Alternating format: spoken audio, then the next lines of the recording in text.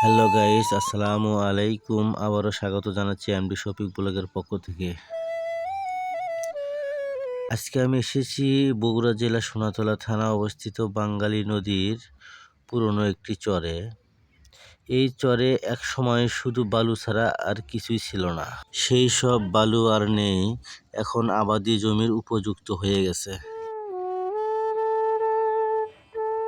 এটা বাঙ্গালী নদীর ভোরের চিত্র। আমি এসেছি গ্রাম থেকে প্রায় 3 কিলোমিটার দূরে বাঙ্গালী নদীর ধারে। ভোরের সূর্য মাথায় উঠতে না উঠতে পাখির কিচিরমিচির আওয়াজ আমাকে মুগ্ধ করেছে এবং রাজহাঁস পাতিহাঁসগুলো নদীতে খেলাধুলা করছে। কুয়াশায় ভরা নদীর তীর দেখতে কতই না সুন্দর।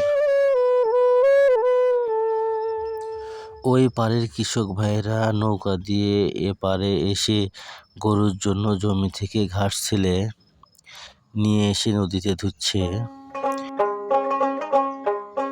ভোরের পাখিগুলো শিকার করার জন্য প্রস্তুত হয়ে আছে। এই যে উড়াল দিয়ে চলে গেল ওই পারে গিয়ে পোকামাকড় শিকার করে খেয়ে আবার এই পারে চলে আসবে। বাঙ্গালী নদীর উপরে এই একটা চর, বিশাল একটি চর। এই চরে শীতকালীন সকল ফসল এখানে হয়। এই দেখতেছেন মরিচের গাছ, পাশে যে নদী, এটা হচ্ছে বাঙ্গালী নদী, তার উপরে এই চর। এই চরে এক সময় শুধু বালু ছাড়া কিছুই ছিল না।